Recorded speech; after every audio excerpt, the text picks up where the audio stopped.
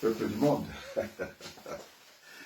Faut envoyer le message hein, dans le petit coin là, en Afrique. Hein, parce qu'on leur transmet nos informations ici. Il ne faut pas qu'ils disent qu'on les a laissés tomber. Et donc c'est bien comme ça.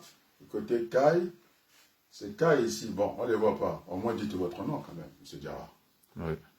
Vous devez un chèque, hein, parce que votre frère c'est un grand footballeur. Et vous devez vous donner l'argent ici. Parce que eux, ils gagnent beaucoup d'argent. Moi, je m'occupe de vous ici alors.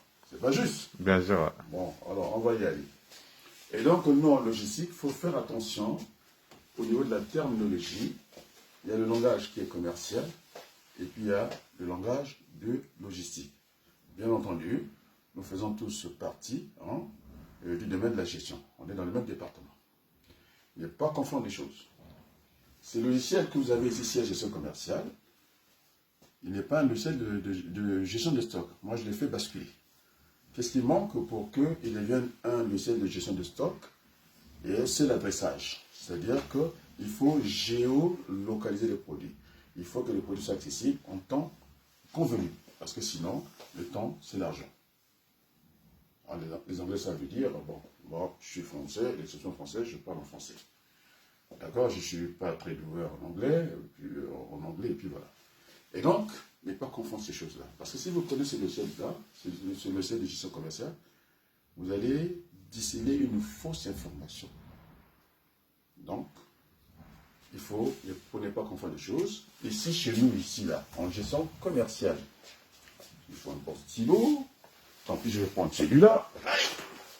On va y aller. On va perdre du temps. Gestion commerciale. Ici, quand on parle de prix de vente hors taxe, nous sommes dans le commercial, domaine commercial. Nous, en logistique, on travaille par unité, même si on achète par palette, mais notre comptage se fait par unité. Ce qu'on appelle ici le coût unitaire hors taxe. Donc, on va venir vers là. Voilà, ça c'est le langage commercial, ça c'est le langage logistique.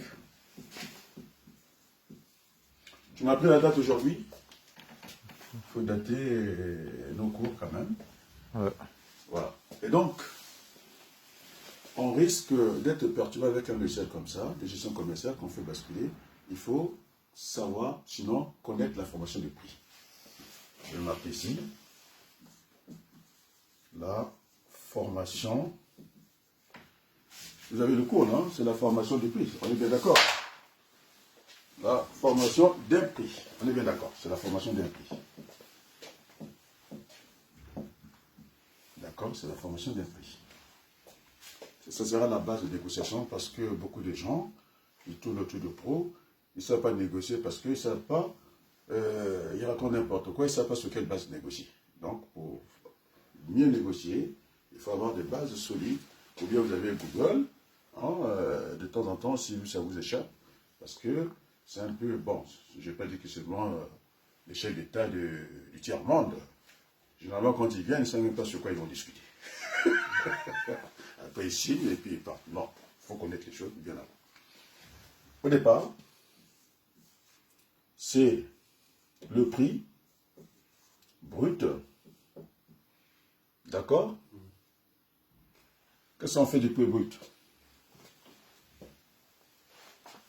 Bon, ça sera hors taxe, quoi. Je n'ai pas envie d'aller très loin, quoi. Ça sera hors taxe. Dès l'instant qu'au départ, il y a encore la taxe. Moins la remise. Ça vous donne un prix comment? Brut net. Parce que vous l'avez traité. Ça devient net ici. Ok? Mais ceux qui sont durs en mathématiques, on peut ne pas vous accorder la remise. Si on ne vous accorde pas la remise, mathématiquement, donc votre prix brut est égal à votre prix net. On est d'accord? Ça, c'est le premier niveau. Moi, je vais appeler ça premier niveau. Premier niveau. C'est ça la pédagogie, hein? C'est pas... Premier niveau. Ok? Il faut aller maintenant au deuxième niveau. Le deuxième niveau, ça sert à quoi? Si c'est ça qui compte. Donc, je vais prendre le prix brut, net, Qu'est-ce qu'on fait? Le transport, les frais, soit d'administration, vous atterrissez à ce qu'on appelle le coût d'achat. Coût d'achat, on pourra toujours mettre hors taxe. Bon, je n'ai pas envie de trop compliquer la vie. Et donc, on est arrivé au deuxième niveau. Deuxième niveau. On est bien d'accord? Après, donc, nos amis français ont raison de dire, la sécurité n'a pas de prix, ça a un coût. Donc le coût n'est pas le prix. En gros, quand on commence à annuler ça, si on met ici 0, oui, on peut confondre le prix et le coût. Donc la liberté n'a pas de prix, ça a un coût. Donc le coût n'est pas le prix, mathématiquement, dans l'économie mathématique. Mais on peut confondre ça si vous savez, en tout cas, utiliser les outils mathématiques. On va aller, lorsqu'on a le coût d'achat, c'est toujours hors taxe, hein, parce qu'on n'est pas encore arrivé à la taxe, on va y arriver, plus la marge, vous mettez le profit, la marge, et peut-être aussi profit unitaire ou profit global, tout ça. La marge, vous arrivez à quoi? On arrive au prix. Maintenant, on va vendre, non? On a combien de services ici? Le service achat et le service de vente là-bas. Ouais. C'est bien ça? Je vérifie. Service achat, service de vente là-bas. Donc, on atterrit sur le prix de vente. On va mettre hors taxe. Hein? Allez, ou bien presser les choses hors taxe. On va tout écrire, si vous voulez. Hors taxe. Troisième niveau. On est d'accord? Le niam là, il faut que je le fasse très bien. Troisième niveau. OK?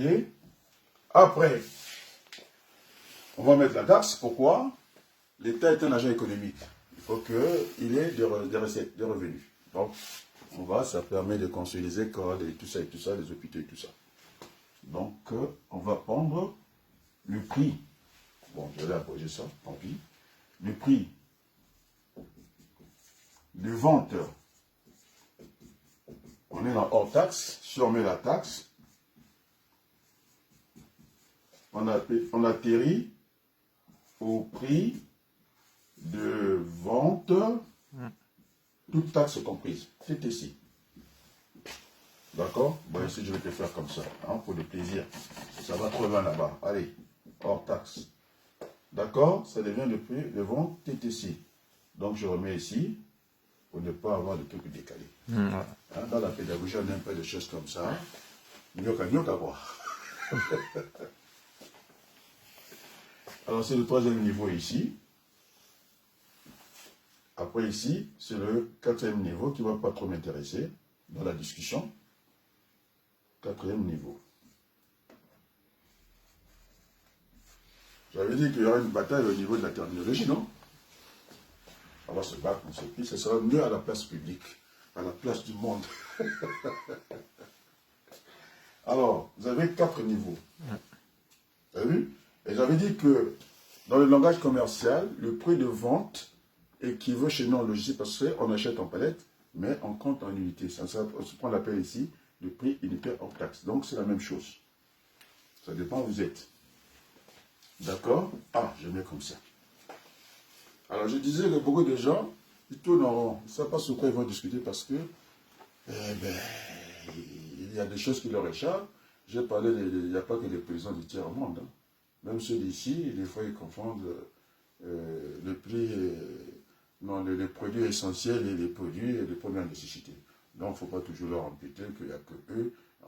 Bon, allez, on clôt ce débat. Alors, lorsque vous faites une réception, s'il y a plus de produits,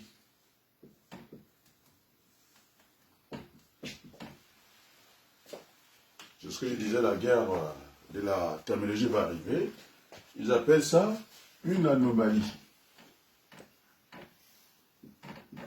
On va appeler ça, ceux qui font la statistique, c'est une surestimation. Ça va bloquer l'argent, une mobilisation. Je vais vous expliquer à des gens que j'avais laissé un peu au bled là-bas. Ils ont construit une maison, ils n'ont pas mis le toit. Je suis parti 10 ans après. Ils n'ont pas bloqué leur argent. Alors, ils auraient peut-être mieux fait de manger leur banane. Je pense que c'est leur, au moins, maintenir un certain standard de vie. Bon. Donc, ils appellent ça anomalie. On est d'accord? Surestimation. Immobilisation du capital. Ici, c'est estimation juste, égale. On ne parle pas, il n'y a pas de problème. Alors, ils me disent, quand il y a moins de produits, moins de produits, on ne va pas mettre S, parce qu'il y a moins déjà, laisse tomber. Moins de produits, ça veut dire, ils appellent ça un reliquat. Reste à livrer. Ici, on peut faire, au niveau de la procédure, un retour de la marchandise. Alors, si vous allez, c'est pas il faut être pluridisciplinaire, faire beaucoup de choses et puis le travail d'équipe. On met des signes. Hein. Si vous avez trop de poids, on va dire de faire le régime, non? C'est une anomalie. Ouais. Et bien, si vous êtes trop maigre, qu'est-ce qu'on vous dit? On vous donne quelques vitamines, non? Pour avoir le poids. Vous arrivez à peu près à ce niveau-là, juste. Donc, ce sont des anomalies. Ça peut perturber les stagiaires, de leur dire l'autre c'est radical, c'est l'anomalie. Il y a l'anomalie positive, mais il y a aussi l'anomalie négative. Mais le gestionnaire va chercher à minimiser ce genre d'erreurs. Est-ce que c'est clair? Maintenant, la discussion par rapport à ça. On m'a dit dans l'éducation nationale, hein, si le tableau n'est pas rempli, c'est que ça ne va pas. On doit savoir le remplir. Là, c'est la pédagogie, ce n'est pas de la formation. Adama, tout va bien? Diarra, tout va bien? Non, oui. Alors, vous allez discuter avec 3 niveaux. Alors, il y a une marchandise de trop. Vous êtes parti chercher, acheter un approvisionnement de palettes en Italie pour, hein, je ne sais pas si c'est Rome, la capitale, ici à Paris. Souvent, les semi-remorques, c'est 3 palettes. Mais, vous avez commandé, combien de palettes? 30. Ils ont fait l'erreur, ils ont compris, ils ont mal compris d'ailleurs. Ils vous embarquent 3 palettes de plus de jus.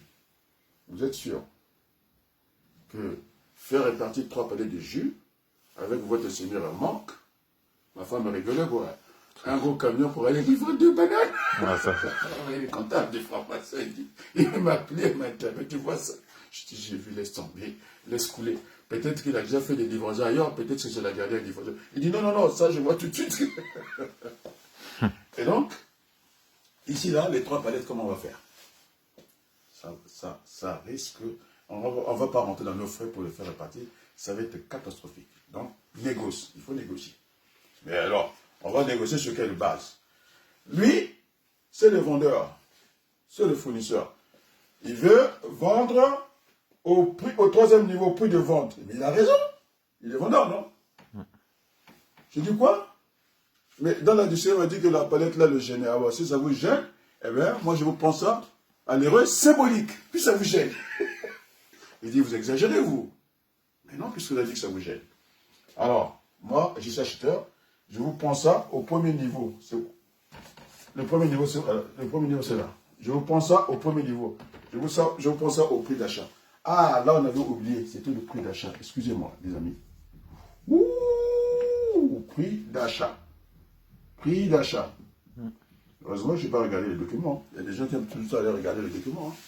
Ah, il doit avoir un réflexe, non? On revient au prix d'achat. Filme bien, parce que l'erreur n'est pas de mise. Hein, ici.